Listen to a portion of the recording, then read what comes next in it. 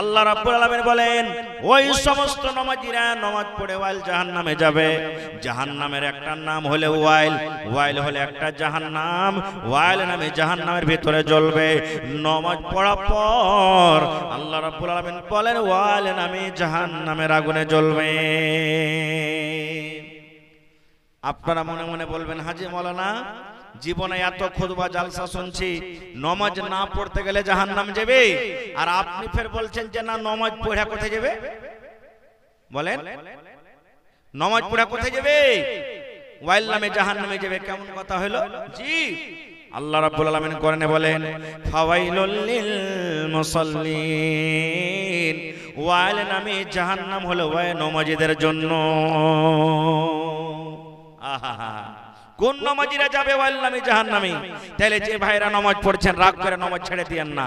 হ্যাঁ, নামাজ পড়ি যখন জাহান্নামের ভিতরে যাব তো পড়বো কেন? জি না। কোন নামাজীরা যাবে? আল্লাহ রাব্বুল আলামিন বলেন আল্লাযীনা হুম ইউরাউন, যারা লোককে দেখে নামাজ পড়ে, যারা মানুষকে দেখে নামাজ পড়ে, যারা লোক দেখানো নামাজ পড়ে, যারা নামাজের মধ্যে রিয়াকারি করে, ওই লোকেরা আল্লাহর ওয়াইল নামে জাহান্নামে যাবে। বলবেন কেমন কথা এটা? লোক দেখানো নামাজ মানে নামাজ তো পড়তে গেলে মানুষরা দেখতে পাবে। জি, মানুষ দেখতে পাবে, কিন্তু কেমন মানুষ দেখতে পাবে? কোন নামাজীরা? আমি কোনোদিন নামাজ পড়িনি, জীবনে আমার দ্বারাতে নামাজ নাই, শুধু জুম্মা হয়তো আদায় করি, কত মানুষ ওটাও পড়ে না। আমি বিহারের বাড়ি চলে গেলাম, শ্বশুরের বাড়ি চলে গেলাম, কুটুমের বাড়ি চলে গেলাম, এবার বিহাই কিন্তু নামাজ পড়ে। আমি যদি নামাজ না পড়িতে যাই, লোকেরা আমাকে ঠাট্টা করবে, মজাক করবে, দেখো রে দেখো তোমার বিহাই কেমন পেয়েছ, নামাজ পড়ে না। নিজের মান সম্মানকে বাঁচার জন্য এবার সন্ধ্যের সাথে তখন আমরা নামাজ পড়িতে চলে যাই। এরকম হয় না? হয় না? হানা বলেন এরকম হয় কি হয় না? এরকম লোক আছে না? নেই? এরাই যাবে কোথায়? ওয়াইল নামে জাহান্নামে। আর কে? রমজান মাস চালু হয়ে গেল, রোজার মাস চালু হয়ে গেল, দিনের বেলাতে রোজা রাখলো কি রাখলো না আল্লাহ জানে। মাগরিবের টাইমে মসজিদ ভর্তি হয়ে গেল মুসলমান, জোহরের টাইমে নামাজি নাই, ফজরের টাইমে নাই, আসরে নাই, এশাতে নাই। এবার দেখবেন মসজিদের ভর্তি হয়ে গেল, মাগরিবের টাইমে কিন্তু মসজিদে জায়গা নাই। চল রে চল, নামাজ পড়িতে চল, রোজা রেখেছি না রেখেছি নামাজে হাজিরি দিয়ে দে। নামাজ যদি মাগরিবে না পড়িতে যাস, তাহলে গ্রামের লোকেরা বলবে, মন্ডল বলবেন, মৌলানা খতিব সাহেব বলবেন, এই দেখ আব্দুল্লাহ নামাজ পড়িতে এলো না, এর মানে রোজাটা রাখেনি। আব্দুল সত্তার নামাজ পড়িতে এলো না, এর মানে রোজাটা রাখেনি। চল চল মসজিদের ভিতরে চল, চল মসজিদের ভিতরে চল, কারণ মাগরিবের টাইমে নামাজ পড়তে গেলে লোকেরা যেন বলে রোজা রেখেছে বলে নামাজ পড়িতে এসেছে। আল্লাহ রাসূল বলেছেন, ও আমার উম্মতরা শুনে নাও, আল্লাহ রাব্বুল আলামিন কোরআনে বলেন এটা হলো লোক দেখানো নামাজ রে। এটা মানুষকে রাজি করার জন্য নামাজ পড়ে, আল্লাহকে রাজি করার জন্য নামাজ পড়ে না। এরকম নামাজীরা নামাজ পড়ে আল্লাহর জাহান্নামে যাবে। ইবাদতটা তো ভালো, নামাজ পড়াটা ভালো, কিন্তু দেখেন অন্তরখানটা কিন্তু তার অন্যদিকে চলে গেল, রিয়াকারির দিকে চলে গেল, যার কারণে লোকটা কোথায় যাবে? নামাজ পড়া পরও জাহান্নামে চলে যাবে। তুমি কবরের মাঝার মন ঘুমায় না রে, আল্লাহর যত নবী এলেন এ দুনিয়া মাঝার, আল্লাহর যত রাসূল এলেন এ দুনিয়া মাঝার, একে একে সব চলে গেলেন, একে একে সব চলে গেলেন কবরের মাঝার, ভাই ঘুমায় না রে। শাদ্দাদ ফেরাউন বাদশা ছিল এ দুনিয়া মাঝার, একে একে সব চলে গেল, একে একে সব চলে গেল কবরের মাঝার, ভাই ঘুমায় না রে। নারে তাকবীর। माइकमैन थोड़ा आवाज बढ़ाइएगा, माइकमैन किधर है, थोड़ा आवाज बढ़ाइए। आज के जलसार যোগ্যতময় শ্রদ্ধেয় সভাপতি সাহেব, উপস্থিত ওলামায়ে কেরাম, সামনে বসে থাকা ইসলাম দরদি, দিন দরদি ভাই ও বাবাজিরা, পর্দানাসীন মায়েরা এবং খালারা, সমস্ত তারিফ ও গুণগান সেই মহান আল্লাহ তাবারাক ওয়া তাআলার জন্য, যে মহান আল্লাহ তাবারাক ওয়া তাআলা আজকে আমাদেরকে এই জামে মসজিদের জালসার প্যান্ডেলের তলাতে একত্রিত হয়ে বসে কিছু বলার ও শোনার তৌফিক দিয়েছেন। তাই আমরা সে আল্লাহর প্রশংসা করি, অন্তর থেকে মুহাব্বতের সাথে সকলেই পড়েন আলহামদুলিল্লাহ। একটু জোর করে পড়েন ভাই, আলহামদুলিল্লাহ। তারপর আমাদের শেষ নবী হযরত মুহাম্মদুর রাসূলুল্লাহ পড়েন সাল্লাল্লাহু আলাইহি ওয়াসাল্লামের পর অগণন দারুদ শরীফ শান্তির ধারা বর্ষিত হোক, আমিন। আল্লাহুম্মা সাল্লি আলাইহি আল্লাহুম্মা বারিক আলাইহি। ভাই মুসলমান, কয়েকদিন পর কুরবানির দিন আসছে। আল্লাহ যদি আমাদেরকে হায়াতে রাখেন, ইনশাআল্লাহ 17 তারিখে আমরা ঈদুল আজহা অর্থাৎ নামাজ পড়ে কুরবানি করব, পড়েন ইনশাআল্লাহ। তো আমি এই কুরবানিটা সামনে রেখে কিছু কথা আপনাদের সামনে রাখবো। আল্লাহর কাছে দোয়া করি রব্বুল আলামিন আমি যা কিছু বলবো যেন সহি হাদিস এবং কোরআন থেকে বলতে পারি, এবং তার প্রতি ছোট বড় সকলেই যেন আমরা আমল করতে পারি, তার জন্য আল্লাহ আমাদেরকে তৌফিক দেন, পড়ুন আল্লাহুম্মা আমিন।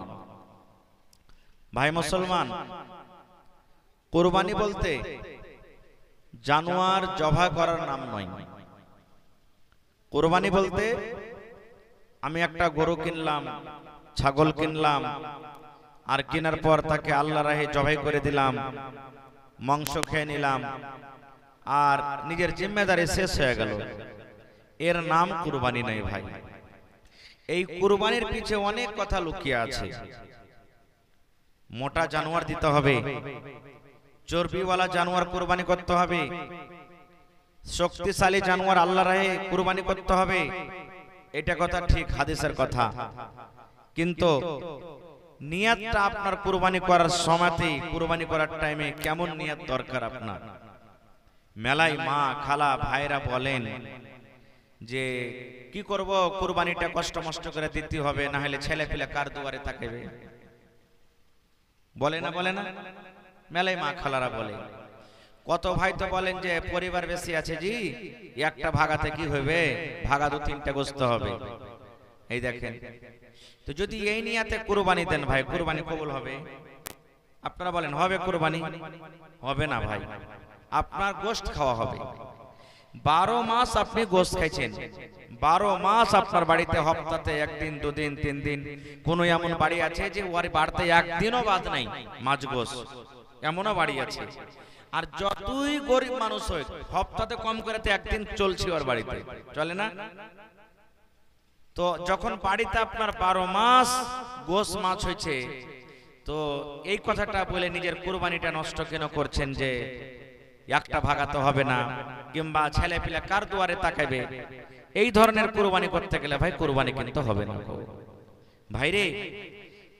4 প্রকারের কুরবানি আল্লাহ তাবারাক ওয়া তাআলা করতে বলেছেন, আমাদেরকে কুরবানি করতে হবে। কয় প্রকার? একটু কথা বলেন ভাই, কয় প্রকার? 4 প্রকার। 4 রকম জানোয়ার বেটা বেটি নিয়ে 8টা জানোয়ার হবে। যেমন একটা হলো উট নর, আর একটা হলো মাদা, মানে উট আর উটনি, 2টা হয়ে গেল। আর একটা হলো কি গরু কিংবা গাই, মানে বল, যাকে আমরা বলি আমাদের ভাষাতে নর এবং মাদা, 2টা হয়ে গেল। তারপর একটা হলো ভেড়া কিংবা ভেড়ি, ভেড়া নর আর ভেড়ি নর মাদা 2টা। আর একটা হলো এই যেটা আমরা দিচ্ছি খাসি কিংবা বকরি। তো আজকে এই বর্তমান যুগে আমরা মুসলমান পাঁঠি কুরবানি দিতে আইব মনে করছি। আমার মনে হয় যে কেউ পাঁঠির কুরবানি দেয়, বকরির কুরবানি দেয়, কেউ দেয় না, কেউ দেয় না। আপনি যখন উটনির কুরবানি দিচ্ছেন, আপনি যখন গায়ের কুরবানি দিচ্ছেন, তো কেন আপনি বকরির কুরবানি দিবেন না? কেন দিবেন না? বকরির কুরবানিও আপনার জন্য জায়েজ আছে। আল্লাহর কোরআন বলছেন বকরিও আপনি কুরবানি দেন। কিন্তু ভাইরে, কেমন জানোয়ার কুরবানি করতে হবে, কোন ধরনের জানোয়ার আমাকে আপনাকে কুরবানি করতে হবে আল্লাহর রাহে, আল্লাহ রাসূল সাল্লাল্লাহু আলাইহি ওয়াসাল্লাম 1400 বছর আগে বলে দিয়েছেন। কি? রে আমার উম্মত, লা তাযবাহু ইল্লা মুসিন্না। নবী বলেছেন তোমরা বিনা দাঁতা জানোয়ারের কুরবানি তোমরা করিও না। উট যখন দিতে যাবে তোমরা কুরবানি করো, যখন তোমাদের গরু দিতে যাবে তখন কুরবানি করো। আমার উম্মতেরা তোমরা শুনে নাও, যখন তোমাদের বকরি দিতে যাবে তখন তোমরা কুরবানি করো। খবরদার খবরদার, বিনা দাঁতা জানোয়ারের তোমরা কুরবানি করিও না। এক নম্বর হয়ে গেল, দাঁতা জিনিসের কুরবানি করতে হবে। আজকে একজনা বলছেন যে মৌলানা 20 কিলো মোটামুটি 18 থেকে 20 কিলো ওজন হবে খাসি দাঁতে নি, দাঁত হিলেও করেনি, বাড়ির পোষা জিনিস কুরবানি হবে। তা আমি অবাক হয়ে গেলাম যে 18-20 কিলো যদি খাসির ওজন হয় তো দাঁত বেনা এর মানে? তাহলে ভুল ওজন বলছো। এত ওজনের দাঁত তো মোটামুটি 3-4 দাঁত হয়ে যাচ্ছে। তো বলছে মৌলানা 1 বছর মোটামুটি টাইনা কুচা হয়েছে, কি কয়দিন কমই আছে, খাওয়া পিন্দার বলে মোটা তাজা হয়ে গেছে। আমি বললাম দেখেন, রসুলের কথার হিসাবে কুরবানি কিন্তু আপনার হবে না, এখনো সময় আছে, আপনি পাল্টালেন তাকে। বাড়ির পোষা হইতে গেল কি হবে? এই জায়গাতে রসুল বলেননি যে তোমার বাড়ির পোষা যদি হয় তাহলে কুরবানি হবে, আর যদি কিনা হয় তাহলে তুমি দাঁতাওয়ালা কুরবানি করো, এই কিন্তু হাদিস এটা নাই। রসুল বলেছেন যে তুমি দাঁতা জানোয়ারকে তুমি কুরবানি করো। আর একটা চলেন ভাই আমার, কুরবানি আপনি করবেন, কুরবানি করার টাইমে আপনার অন্তরখানটা কেমন হওয়া চাই, আপনার দিলখান কেমন হওয়া চাই। আল্লাহ রাব্বুল আলামিন কোরআনে বলেন লা ইয়ানালাল্লাহু লুহুমুহা ওয়ালা দিমাউহা ওয়ালাকিন ইয়ানালুহুত তাকওয়া মিনকুম। আল্লাহ রাব্বুল আলামিন বলেন ও দুনিয়ার মানুষ তোমরা শুনে নাও, তোমরা যখন জানোয়ার জবাই করো, তোমরা যখন গরু জবাই করো, উটকে জবাই করো, তোমরা যখন খাসি জবাই করো, তোমার খাসির গোশত কত ওজন হবে আমার দরকার নাই, তোমার উটের গোশতের ওজন কতখানি হবে আমার দরকার নাই, তোমার গরুর গোশতের কতখানি ওজন হবে আমার দরকার নাই। আল্লাহ বলেন বান্দারে, তোমার জানোয়ারের গোশত আমার কাছে পৌঁছানা, গোশতের কোনো আমার দরকার নাই। ওয়ালা দেমা ওহা, আর না তোর জানোয়ারের মধ্যে যেটা রক্ত আছে, খুন আছে, ওই রক্ত আমার কাছে পৌঁছে, রক্তর আমার দরকার নাই। 3 নম্বরে আল্লাহ তাবারাক ওয়া তাআলা বলেন বান্দারে ওয়ালাকিন ইয়ানালুহুত তাকওয়া মিনকুম, তুমি কোন নিয়াতে কুরবানি করো, শুধু তোমার এই নিয়াত খানটা আমার কাছে পৌঁছে, মানে তোমার ভিতরকার তাকওয়াটা আমার কাছে পৌঁছে, তোমার ভিতরকার যেটা নেক উদ্দেশ্য আছে এই নেক উদ্দেশ্যটা শুধু আমার কাছে পৌঁছে। তাকওয়া ছাড়া তোমার জানোয়ারের কুরবানির গোশত এবং খুন আমার আল্লাহ রাব্বুল আলামিনের কাছে পৌঁছে না।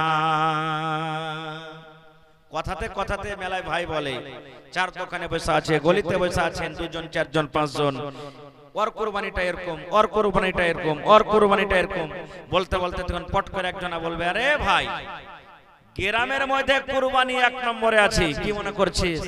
আবে খালি চর্বি চুইছে, খালি চর্বি, তেল আছে, তেল ছাড়া কিছু নেই। এরকম কুরবানি করার থেকে না করাটাই ভালো। অন্তর আপনার কাছে পৌঁছ, আল্লাহর কাছে পৌঁছে ভাই, তাছাড়া কিছু পৌঁছে না। একটা হাদিস আপনাদের সামনে রাখছি যে আল্লাহ তাবারাক ওয়া তাআলার কাছে মানুষের তাকওয়া অন্তর কিভাবে পৌঁছে। আল্লাহ রাসূল বলেছেন এক জামানাতে এক মালদার ধনী লোক ছিল। ওই ধনী লোক বলছে যে আমি দান করব তো কাউকে জানাবো না, রাতের বেলাতে দান করতে পারবো। এখনো মেলায় লোক আছে যে বেনামিতে জানাবে না কাউকে, স্টেজে রেখে দিবে, স্টেজে রেখে দিবে। তো এরকম ভাবে লোকটা রাতে টাকা নিয়ে রাতের বেলাতে বাড়ি থেকে বের হয়েছে, যার সাথে দেখা হবে রাস্তাতে ওকে দিয়ে দেবো টাকাটা। রাস্তাতে হাঁটছেন হাঁটছেন হাঁটছেন, হাঁটতে হাঁটতে একটা লোকের সাথে দেখা হয়ে গেল। এবার ধনী লোকটা বলছেন এই ভাই শোনো শোনো শোনো, এই ধরো আমার কাছে কিছু টাকা আছে, টাকা কটা তুমি নিয়ে নাও, তোমাকে দিয়ে দিলাম আমি। লোকটা বাড়ি চলে এলেন, ধনী লোকটা। ভোরবেলাতে তখন লোকটা কে ছিল জানেন? যাকে টাকা দেও একটা চোর ছিল, চুরি করতে যাচ্ছিল। ও গোটা গ্রামে হাল্লা করে বসে আছে, আরে জানিস কোন একটা ধনী লোক, খ্যাপা লোকটা আমার মতন চোরকে দান করে দিয়েছে। বলেন এই ধনী লোকের মনে আফসোস হবে না? হবে না? দের শালা দানটা করনো তো ভালো লোকের হাতে পড়লো না, খুব একটা চোর চুহারের হাতে দান করে পড়ে গেল না, আমার মনে হয় দান হইল না, আজ রাত্র ফের দান করতে আমি বের হব। ঠিক দ্বিতীয় নম্বর রাতে আবার কিছু টাকা পয়সা নিয়ে দান করতে বের হয়েছে। এবার রাস্তা দিয়ে হাঁটতে হাঁটতে হাঁটতে আবার একটা মেয়ে ছেলের সাথে দেখা হয়েছে, বেটি ছেলের সাথে দেখা হয়েছে। বলছে, এই শোনো আল্লাহর বান্দি, আমার কাছে কিছু টাকা আছে, এই টাকা কটা তুমি লিয়ে নাও। টাকা দিয়ে দিলেন তাকে। ভোরবেলাতে সে মেয়ে ছেলেটা বলছে, আরে জানো কোন একটা খ্যাপা লোকে আমার মতন জানিয়া মেয়ে ছেলে জেনা ব্যভিচার করে বেড়াইতো, বেটি ছেলেটা আমার মতন জানিয়া মেয়ে ছেলেকে কি করেছে, টাকা দিয়ে দিয়েছে। হায় আল্লাহ। আবার মনে মনে আফসোস করে বলছেন, যা আজও আমার টাকাটা পান্তে চলে গেল, কোনো কাজে এলো না, খুব আজকে আবার দান করব। ঠিক 3 নম্বর রাতে আবার টাকা নিয়ে রাতের বেলাতে বের হয়েছে। হাঁটতে হাঁটতে হাঁটতে একটা লোকের সাথে আবার দেখা। বলছে, ভাই শোনো, আমার কাছে কিছু টাকা আছে, মাল আছে, এই টাকা কটা তুমি লিয়ে নাও। তাকে দিয়ে দিলেন। এবার ভোরবেলাতে যে লোকটা টাকা পেয়েছে সে একটা ছিল ধনী জমিদার লোক, টাকাওয়ালা লোক। ও তখন হাসছে আর বলছে, আরে দেখ কোন একটা খ্যাপা লোক আমার মতন ধনী মানুষকে দান করে দিয়েছে, আমার তো টাকার অভাব নেই, আমার মতন ধনী লোককে টাকা দিয়ে দিয়েছে। এই কথাটা যখন বলা, সুবহানাল্লাহ, 3টার 3 রকম হয়ে গেল। প্রথম রাতে চোরের সাথে দেখা, ও তো জানে না এটা চোর, চোরের হাতে টাকা পড়লো। দ্বিতীয় রাতের একটা জানিয়া মেয়ে ছেলের হাতে টাকা পড়লো। তৃতীয় রাতের একটা ধনী লোকের হাতে পড়লো। এবার রাসূল কি বলছেন দেখেন, রে আমার উম্মত, তোমার দান হয়ে যাবে, দান তোমার হয়ে যাবে। একটা চোরের হাতে তোমার টাকা পড়েছে, তোমার কোনো সমস্যা নাই, কোনো ব্যাপার নাই, দান তোমার হয়ে যাবে। 2 নম্বর রাতে একটা জানিয়া মেয়ে ছেলের হাতে তোমার টাকা পড়েছে, তাও তোমার দান হয়ে যাবে। 3 নম্বর রাতে একটা ধনী লোকের হাতে তোমার দান পড়েছে, তাও তোমার দান হয়ে যাবে। কিন্তু আমার উম্মত তুমি শুনে নাও, আল্লাহ রাব্বুল আলামিন হলে এটা কারিশমা, আল্লাহ রাব্বুল আলামিন এটা মাসলেহাত। 3 রাতে 3 প্রকারের মানুষের হাতে যে দানটা পড়লো, এতে একটা মজার কথা লুকিয়ে আছে রে। এতে একটা তাদের 3 জনের মধ্যে একটা একটা করে সবক লুকিয়ে আছে। কি সবক লুকিয়ে আছে? যে লোকটা চোরের হাতে দান পড়েছে, প্রথম রাতে যে চোরের হাতে টাকা পড়েছে, ওই চোরটা চুরি করত। চুরি করার পর নিজের মেয়ে ছেলের জন্য দানা টাকা পয়সার ব্যবস্থা করত। সেই লোকটা চুরি করার পর মাল চুরি করত, আর মাল চুরি করার পর নিজের বাড়িতে নিজের ছেলে মেয়েকে খাওয়াইত। আল্লাহর নবী বলেছেন, ওই চোরের হাতে যখন টাকাটা পড়লো, চোরটা আর চুরি করবে না। একটা চুরি করা গুনাহ থেকে বেঁচে গেল, চুরি করা একটা পাপ থেকে বেঁচে গেল। এই জন্য আল্লাহ রাব্বুল আলামিন ওই দানের টাকা একটা চোরের হাতে দিয়ে দিলেন। এই আল্লাহর বান্দা শোনো, আজ থেকে তুমি চুরি করিও না, আজ থেকে তুমি চুরির রাস্তাকে বন্ধ করে দাও। তুমি আল্লাহর দরবারে তওবা করো, আল্লাহর দরবারে তুমি ইস্তেগফার করো। আরে তুমি যে টাকা পেয়েছো, এই টাকা নিয়ে তোমার ছেলে মেয়ের জন্য তুমি রুজি রুটির ব্যবস্থা করে দাও।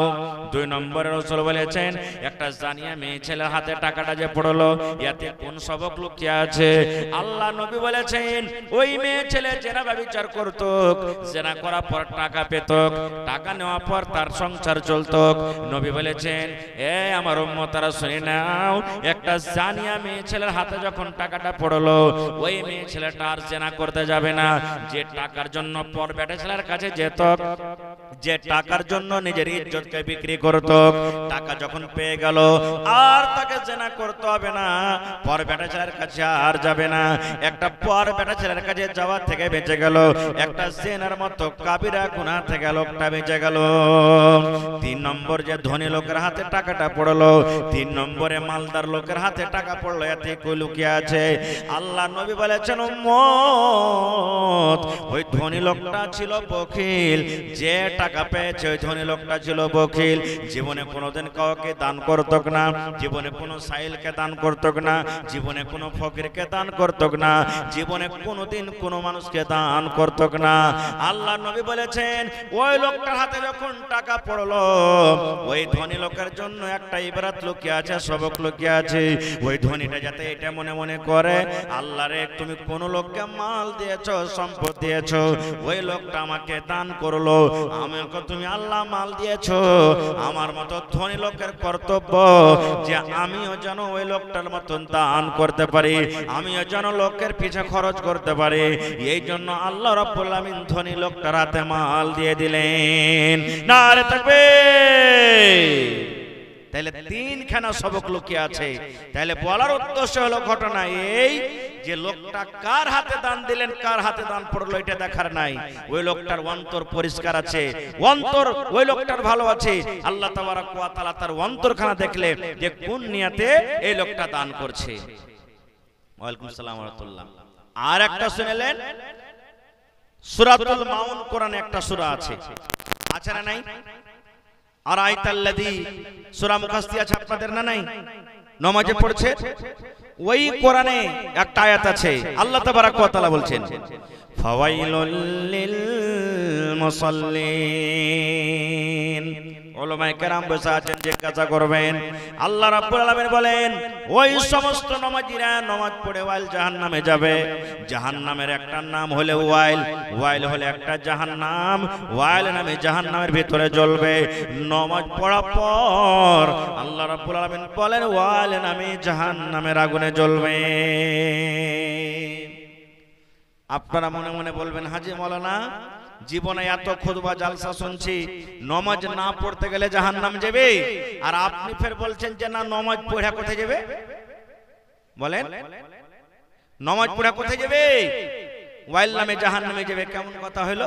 জি, আল্লাহ রাব্বুল আলামিন কোরআনে বলেন ফাওয়াইলুল লিল মুসাল্লিন, ওয়াইল নামে জাহান্নাম হলো ওই নামাজীদের জন্য। আহা, কোন নামাজীরা যাবে ওয়াইল নামে জাহান্নামে? তাহলে যে ভাইরা নামাজ পড়ছেন রাগ করে নামাজ ছেড়ে দিয়েন না। হ্যাঁ, নামাজ পড়ি যখন জাহান্নামের ভিতরে যাব তো পড়বো কেন? জি না। কোন নামাজীরা যাবে? আল্লাহ রাব্বুল আলামিন বলেন আল্লাযীনা হুম ইউরাউন, যারা লোককে দেখিয়ে নামাজ পড়ে, যারা মানুষকে দেখিয়ে নামাজ পড়ে, যারা লোক দেখানো নামাজ পড়ে, যারা নামাজের মধ্যে রিয়াকারি করে, ওই লোকেরা আল্লাহর ওয়াইল নামে জাহান্নামে যাবে। বলবেন কেমন কথা এটা? লোক দেখানো নামাজ মানে? নামাজ তো পড়তে গেলে মানুষরা দেখতে পাবে। জি, মানুষ দেখতে পাবে, কিন্তু কেমন মানুষ দেখতে পাবে? কোন নামাজীরা? আমি কোনোদিন নামাজ পড়িনি, জীবনে আমার দ্বারাতে নামাজ নাই, শুধু জুম্মা হয়তো আদায় করি, কত মানুষ ওটাও পড়ে না। আমি বিহারের বাড়ি চলে গেলাম, শ্বশুরের বাড়ি চলে গেলাম, কুটুমের বাড়ি চলে গেলাম, এবার বিহাই কিন্তু নামাজ পড়ে। আমি যদি নামাজ না পড়িতে যাই, লোকেরা আমাকে ঠোঁটটা করবে, মজাক করবে, দেখো রে দেখো তোমার বিহাই কেমন পেয়েছ, নামাজ পড়ে না। নিজের মান সম্মানকে বাঁচার জন্য এবার সান্ধির সাথে তখন আমরা নামাজ পড়িতে চলে যাই। এরকম হয় না? হয় না? হানা বলেন এরকম হয় কি হয় না? এরকম লোক আছে না নেই? এরাই যাবে কোথায়? ওয়াইল নামে জাহান্নামে। আর কে? রমজান মাস চালু হয়ে গেল, রোজার মাস চালু হয়ে গেল, দিনের বেলাতে রোজা রাখলো কি রাখলো না আল্লাহ জানে। মাগরিবের টাইমে মসজিদ ভর্তি হয়ে গেল মুসলমান, জোহরের টাইমে নামাজি নাই, ফজরের টাইমে নাই, আসরে নাই, এশাতে নাই।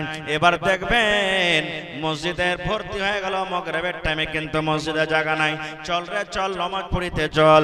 রোজা রেখেছি না রেখেছি নামাজে হাজিরি দিয়ে দে। নামাজ যদি মাগরিবে না পড়িতে যাস, তাহলে গ্রামের লোকেরা বলবে, মন্ডল বলবেন, মৌলানা খতিব সাহেব বলবেন, এই দেখ আব্দুল্লাহ নামাজ পড়িতে এলো না, এর মানে রোজাটা রাখিনি। আব্দুল সত্তার নামাজ পড়িতে এলো না, এর মানে রোজাটা রাখিনি।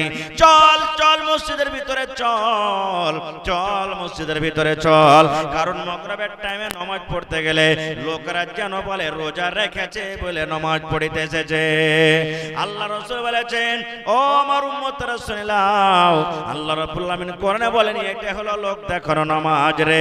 এটা মানুষকে রাজি করার জন্য নামাজ পড়ে, আল্লাহকে রাজি করার জন্য নামাজ পড়ে না। এরকম নামাজিরা নামাজ পড়ে আল্লাহর জাহান্নামে যাবে। ইবাদতটা তো ভালো, নামাজ পড়াটা ভালো, কিন্তু দেখেন অন্তরখানটা কিন্তু তার অন্যদিকে চলে গেল, রিয়াকারীর দিকে চলে গেল। যার কারণে লোকটা কোথায় যাবেন? নামাজ পড়া পরও জাহান্নামে চলে যাবেন। ভাই মুসলমান, আজকে হলো আল্লাহর ঘরের জন্য জালসা, মসজিদের জালসা।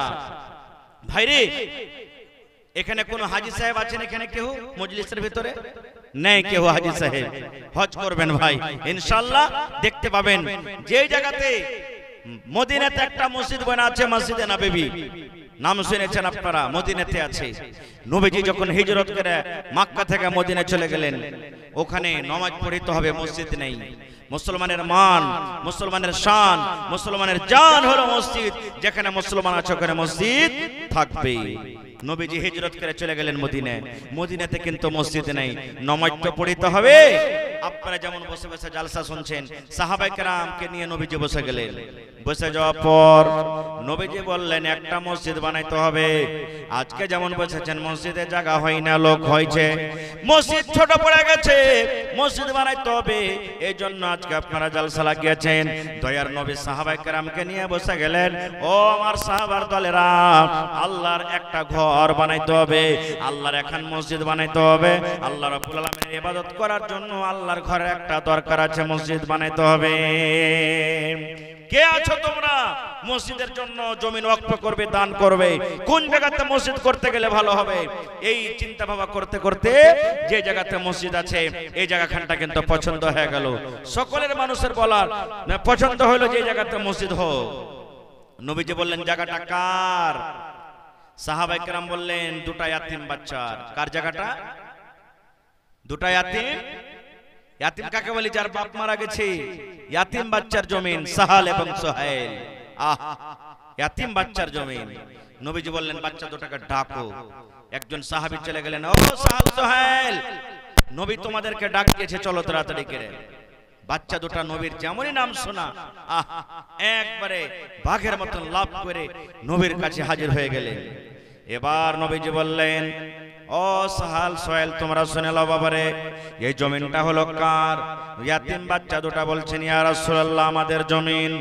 আল্লাহ নবী বললেন, ও সাহাল সোহেল, এই জমিনটাকে তোমরা বিক্রি করবে না, জমিনটা তোমরা বিক্রি করে দাও। ইয়াতিম বাচ্চা দুটা বলছেন, ইয়া রাসূলুল্লাহ আমাদের বিক্রি করার দরকার নাই নবী গো, বিক্রি করব না। এবার নবীজি বললেন, তোমরা বিক্রি যদি চাও করে দাও বাবারে। এবার বাচ্চা দুটা বলছেন, ইয়া রাসূলুল্লাহ জমিন কিনে কি করবেন?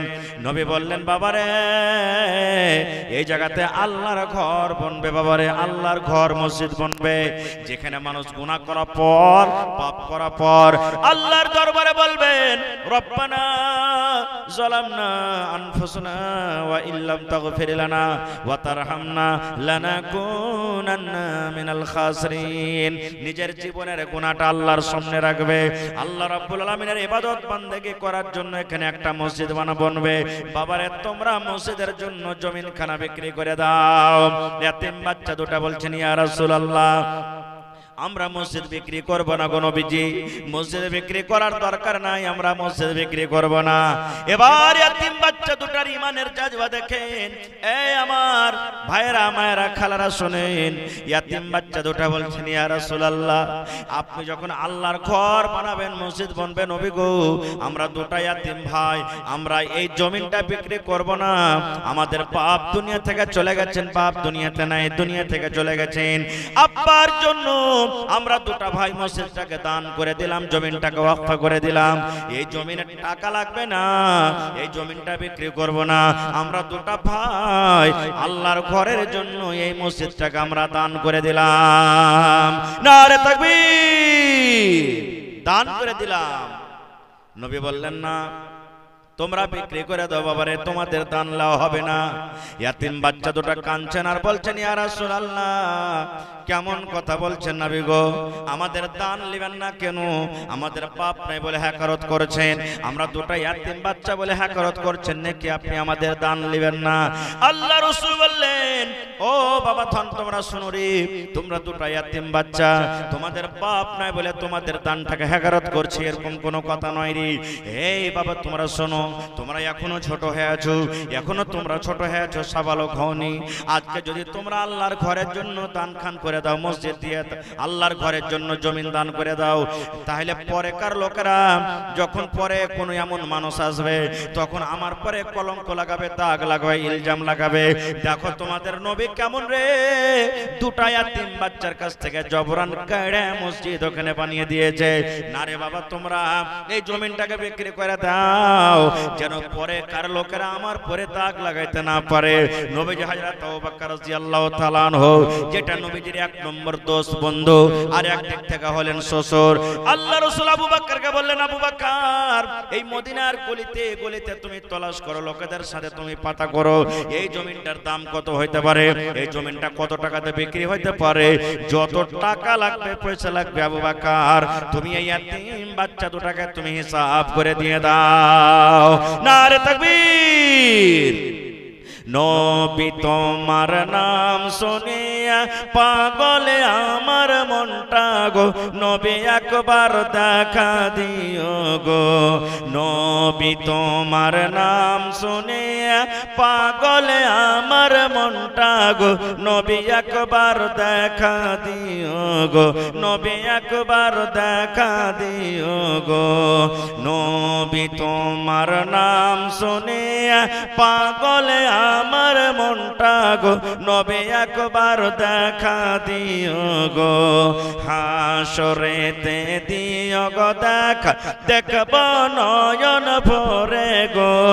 কিয়ামতে দিও গো দেখা, দেখব নয়ন ভরে গো, নবী একবার দেখা দিও গো।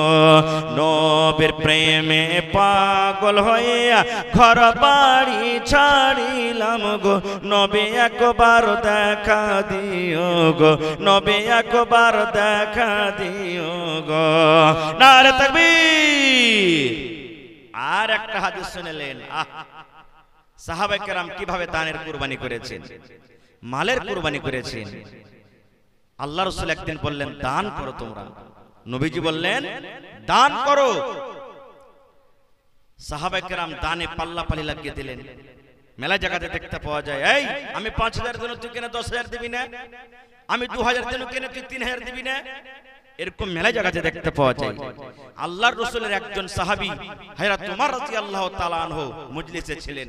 নবী যখন বললেন দান করো, সেই উমর রাদিয়াল্লাহু তাআলা আনহু বলছেন, জীবনে কোনোদিন আবু বকরকে দান করে জিততে পারেনি, আজ আবু বকরকে দান করে জিতবো। এই দেখেন, অন্তর জেগে গেল, আজ আবু বকরকে দান করে জিতবো। হযরত উমর বাড়ি চলে গেলেন, হিসাব করতে লাগলেন। মালের হিসাব করতে করতে মালকে দুই ভাগে ভাগ করলেন। এক ভাগ মাল নিজের বাড়িতে রাখলেন, আর এক ভাগ মাল আল্লাহর নবীর দরবারে হাজির করে দিলেন। আর মনে আশা, আজ আবু বকরকে দান করে জিতবো। সব সাহাবায়ে কেরাম দান করলেন। পরে হযরত আবু বকর বাড়ি গেলেন। বাড়ি যাওয়ার পর বিবিকে বলছেন, বিবি, আল্লাহর রাসূল বলেছেন দান করতে হবে, কিছু আছে বাড়িতে, গরিব মানুষ ভাই, কিছু নাই। বিবি তখন বাড়ি ঘর দেখা পর বলছেন, স্বামী গো, 1.5 কিলো মতন যাও কিংবা যাওয়ের আটা আছে, তাছাড়া বাড়িতে কিছু নেই। একটা এত বড় সাহাবী যদি 1.5 কিলো মতন যাও কিংবা যাওয়ের আটা যদি নিয়ে যা হাজির করবেন, কত লজ্জা লাগবে, শরম লাগবে যে দেখো হযরত আবু বকর মাত্র অল্প দান করছেন। তখন ওই চাদরে এরকম ভাবে দান কটাকে নিয়ে বেড় দিয়ে, যেন কোনো লোক দেখতে না পায় যে ঢেরিতে দান রাখা আছে, ওই ঢেরিতে নিয়ে যা ঢেলে দিলেন। ভাই, সমস্ত লোকের যখন দান করা হয়ে গেল, এইবারে নবীজি খবর লিখেন, আব্দুর রহমান তুমি কি দান করেছো বাবা? নবীজি তলাশ লিখেন। আর উমর ফারুক মনে মনে চিন্তা, আজ তো আবু বকরকে দান করে জিতবো। আহা, এবার নবীজি আব্দুর রহমানকে বলছেন, আব্দুর রহমান তুমি কে দিয়েছো বাবা? আব্দুর রহমান বিন আউফ বলছেন, ইয়া রাসূলুল্লাহ আমি 1000 কিলো খাজর দান করে দিয়েছি নবী গো। কতটি? 1000 কিলো খাজর। ওসমান তুমি কে দিয়েছো বাবা? নবীজি আমি ওসমান 200 উট, 700 ঘোড়া, 29.5 কিলো চাঁদি এবং 5.5 কিলো সোনা আমি দান করে দিয়েছি। কত টাকা হবে বুঝে দেখেন। এবার নবীজি ওমরকে বলছেন, ওমর তুমি কি দিয়েছো রে বাবা? হায়রা তোমার বলছেন, ইয়া রাসূলুল্লাহ আল্লাহ নবী গো আমি মালকে 2 ভাগে ভাগ করেছি নবী গো। মালকে 2 ভাগে ভাগ করে 1 ভাগ মাল আমি বাড়িতে রেখেছি আর 1 ভাগ মাল আপনার সামনে আমি হাজির করে দিয়েছি। এই করতে করতে নবীজি আবু বকরকে বলছেন, আবু বকর তুমি কি দিয়েছো বাবা? আবু বকরের জবাব শুনেন, এরকম কোন মায়ের বেটা জন্ম নেয়নি যে হযরত আবু বকরের মতন উত্তর দিতে পারবে। হযরত আবু বকর বলছেন, ইয়া রাসূলুল্লাহ কি আমি দান করেছি এটা আমাকে জিজ্ঞাসা না করে নবী গো কি দান করেছি আর আমার ছেলে মেয়ের জন্য বাড়িতে কি রেখেছি এটা জিজ্ঞাসা করে। এবার নবীজি বলছেন, আবু বকর তুমি এই জায়গাতে কি দান করেছো আর বাড়িতে তোমার ছেলে মেয়ের জন্য কি রেখেছো বলো। এবার হযরত আবু বকর রাদিয়াল্লাহু তাআলা আনহু বলছেন, ইয়া রাসূলুল্লাহ আল্লাহ নবী গো আল্লাহ এবং আল্লাহ রাসূলকে আমার বাড়িতে রেখে আল্লাহ এবং আল্লাহ রাসূলকে আমার বাড়িতে রেখে যা ছিল নবী গো সমস্ত মাল আমি আল্লাহর রাহে কুরবানি করে দিয়েছি, হাজির করে দিয়েছি। নবীজি আল্লাহ এবং আল্লাহ রাসূলকে আমার বাড়িতে শুধু রেখেছি আর রাখা পর যা মাল ছিল সমস্ত মালকে আমি আপনার সামনে হাজির করে দিয়েছি। হায়রা তোমার ফারুক দাঁড় হয়ে গেলেন, ইয়া রাসূলুল্লাহ মনে খুব আশা ছিল, বুক ভরা আশা নিয়ে আমি বসেছিলাম আজকে আবু বকরকে দান কে জিতব, আজকে আমি আবু বকরকে দান করে জিতে নেব। কিন্তু নবী গো আজকে আমি উমর এত মাল দিয়ে আবু বকরকে দান করে আমি জিততে পারলাম না। আমি উমর হাফ হাফ মাল বাড়িতে রেখেছি আর হাফ হাফ মাল আল্লাহ নবীর দরবারে হাজির করে দিয়েছি। আর হযরত আবু বকর নিজের সমস্ত মাল আল্লাহ এবং আল্লাহ রাসূলকে বাড়িতে রেখে সমস্ত মাল আল্লাহর রাহে হাজির করে দিয়েছেন। এই জন্য আবু বকর পূর্ণ নেকি পেয়ে গেল। আজকে আমি আবু বকরকে দান করে জিততে পারলাম না। ভাইরে মেলায় কথা আছে বলার, ওয়াজ নসিহত শুনতে চাইলে ইনশাআল্লাহ আপনাদেরকে আরো শোনাবো। তবে দেখি আল্লাহর ঘরের জন্য আজকে কোন এমন আল্লাহওয়ালি কেউ এমন আছেন এই মসজিদে 1 কাঠা কিংবা 1 ডিসমিল জমিন দান করতে পারবেন? মসজিদের আশেপাশে থাকলে লাগিয়ে দেন, না আছে মাঠে কোন জায়গাতে চষত হোক বসত হোক ডোগা হোক দহা হোক 1 ডিসমিল কিংবা 1 কাঠা জমিন দান করেন। মাওলানা যা টাকা হবে বিক্রি করে আমি আল্লাহর ঘর মসজিদে লাগিয়ে দেব। দেখি কোন এমন আল্লাহর বান্দা বান্দি আছেন জমিন জায়গা দান করেছেন? দেখি কোন আল্লাহওয়ালা আছেন মা বাপ দাদু দাদি নানা নানি কত লোক কবরে চলে গেছেন তাদের জন্য একটা লোক 25,000 টাকা দান করতে পারবেন? দেখি কোন এমন আল্লাহর বান্দা আছেন 1 কুইন্টাল রডের দাম একটা লোক দান করতে পারবেন? মাওলানা 1 কুইন্টাল রডে যা টাকা লাগবে আমি দিয়ে দিব। দেখি কোন আল্লাহওয়ালা এমন আছেন 100 সেফটি বালুর দাম দান করতে পারবেন? দেখি কোন মা খালা দাদি ভাই কেউ এমন আছেন 1 কুইন্টাল এই যে গিট্টির দাম 100 সেফটি গিট্টির দাম দান করতে পারবেন? দেখি এবং ভাইরে দেখি কোন আল্লাহওয়ালা আছেন 5 বড়া 10 বড়া 20 বড়া 25 বড়া করে সিমেন্টের দাম দান করতে পারবেন? আসেন তো দেখি প্রথম দান 1 কুইন্টাল রড কিংবা 100 সেফটি বালু কিংবা 100 সেফটি গিট্টি। দেখি কোন আল্লাহওয়ালা এমন আছেন এই গিদড়মারি গ্রামে কোন এমন পীর মুজাহিদ খলিফা আছেন আজকে সাহাল সোহেলের জোড়া হবেন যে সাহাল সোহেল মসজিদের জন্য নিজের বাপের পাওয়া জমিনকে আল্লাহর রাহে দান করতে রাজি হয়ে গেছিলেন।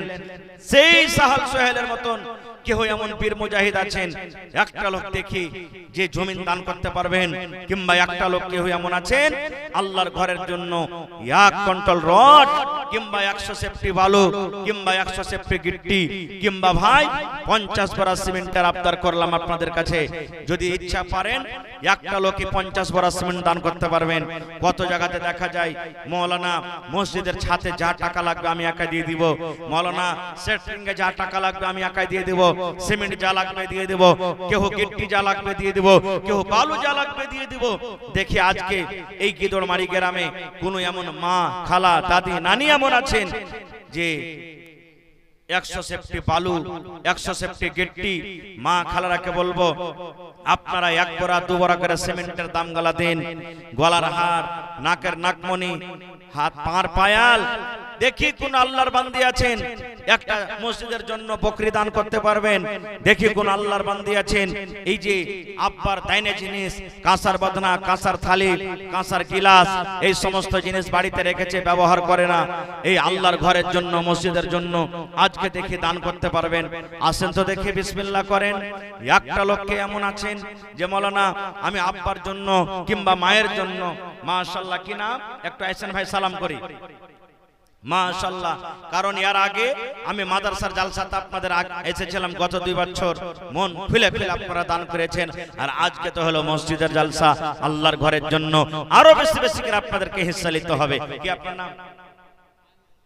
আমিরুল হক, মাশাআল্লাহ। কতটা দিলেন? 500 দিলেন। আর পারবেন না? 1 বড়া খুব কম যে হলো ভাই, 1 গাড়ি বালু পারবেন না দিতে? 100 সেফটি পারবেন না? 2 বড়া 5 বড়া করে দেন, আলহামদুলিল্লাহ। পারবেন না? বেশি হচ্ছে তো মোটামুটি 1500 আর 500, আর 1 বড়া করে দেন, তাহলে 2000 টাকা হয়ে যাবে। 3 বড়া সিমেন্ট করে দেন, ঠিক আছে? নারে তাকবীর। ভাই 50 বড়া সিমেন্টের মধ্যে 3 বড়া সিমেন্ট পেয়ে গেছি আমার ভাই আমিরুল হক, 500 টাকা উপর থেকে 3 বড়া সিমেন্ট। মাশাআল্লাহ, জাযাকাল্লাহ। রব্বানা যালামনা আনফুসানা ওয়া ইল্লাম তাগফির লানা ওয়া তারহামনা লানাকুনান্না মিনাল খাসিরিন। রব্বানা আতিনা ফিদ দুনিয়া হাসানা ওয়া ফিল আখিরাতি হাসানাতাও ওয়া কিনা আযাবান নার। হে আল্লাহ, তোমার বান্দার দানকে তুমি কবুল করে নাও, মনের আশাকে আল্লাহ পুরা করো। মাশাআল্লাহ, আপনার মা দিয়েছে। আপনার নাম কি? আবু তালেব। নবীর চাচার নাম জি, যেই চাচা নবীর জন্য কত কুরবানি করেছিলেন, সুবহানাল্লাহ, সেই নামে নাম। তো আমার ভাই আবু তালেব সাহেবের মা 100 আর আবু তালেব ভাই দিলেন 500। আর দেন না চেটি 5 বড়া সিমেন্ট। মাশাআল্লাহ, জাযাকাল্লাহ। আবু তালেব ভাই 5 বড়া সিমেন্ট আর 500 টাকা, তাহলে 5 আর 3 8 বড়া হয়ে গেল ভাই। 50 বড়ার আবদার করেছেন, ইনশাআল্লাহ পুরা হয়ে যাবে। নারে তাকবীর। মাশাআল্লাহ, জাযাকাল্লাহ। আবু তালেব ভাই আমার 500 টাকা উপর থেকে আল্লাহ জি 5 বড়া সিমেন্ট দান করলেন। আল্লাহ তার দানকে তুমি কবুল করে নাও, মনের আশাকে আল্লাহ পুরা করো, রোজ রোজগারি আল্লাহ বরকত দাও, কামাই থামাইতে আল্লাহ বরকত দাও, হাতে টাকাতে পয়সাতে বরকত দাও রব্বুল আলামিন।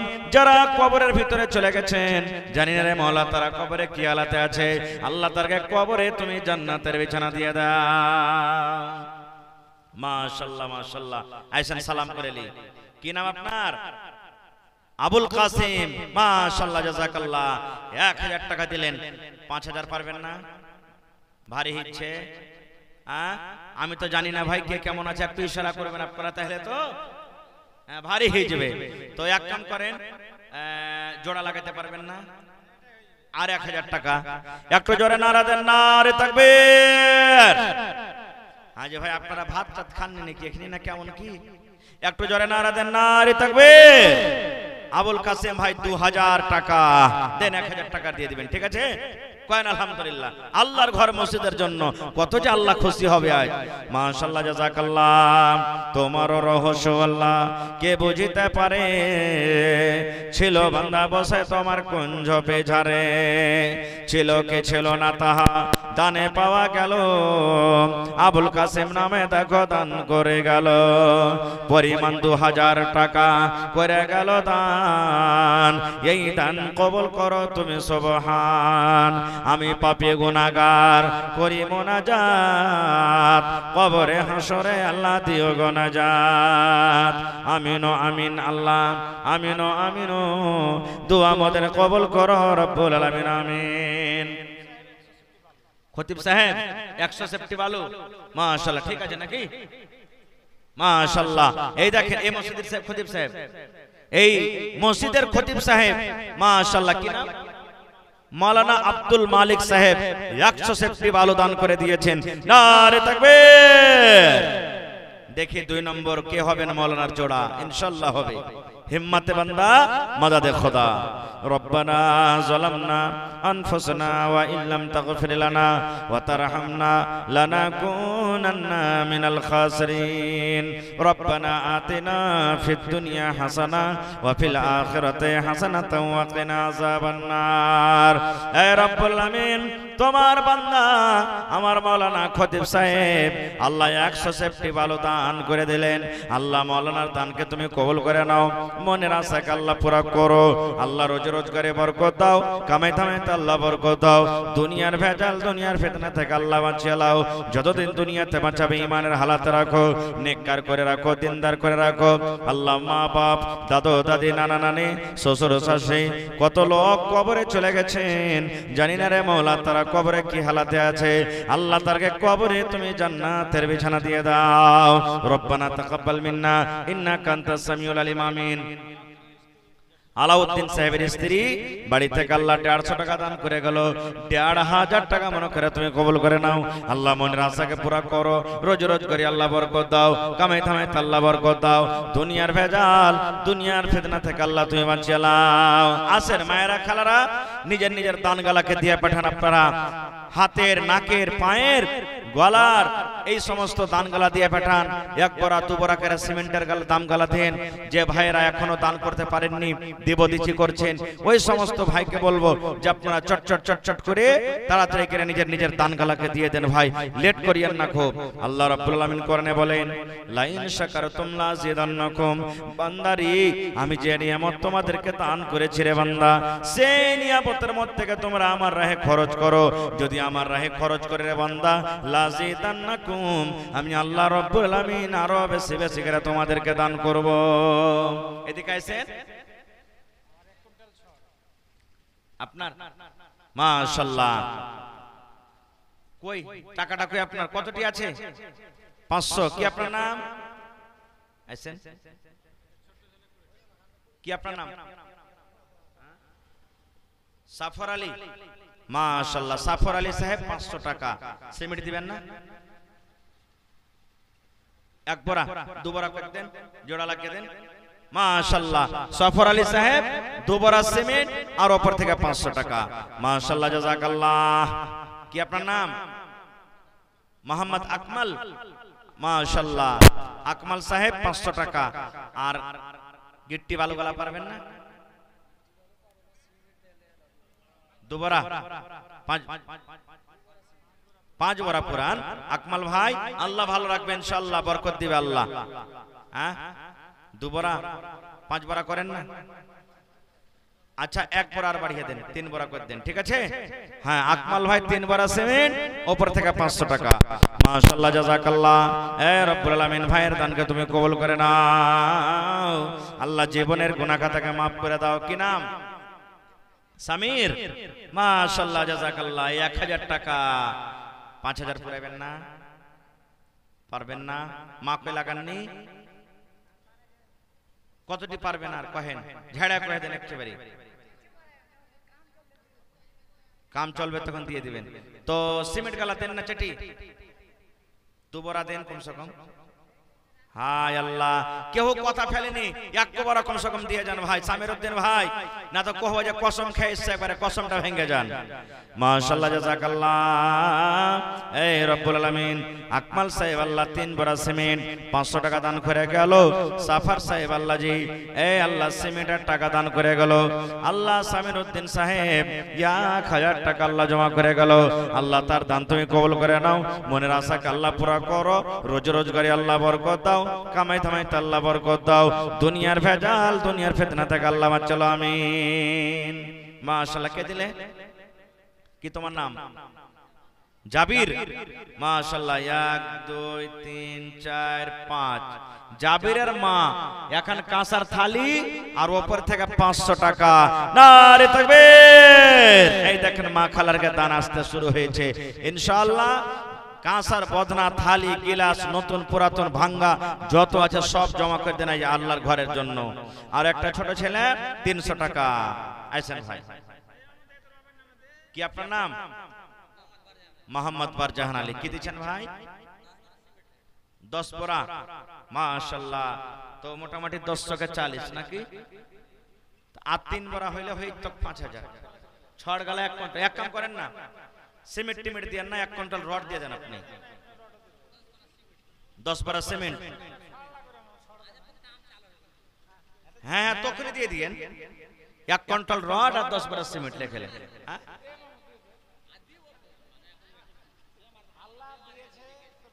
দেখেন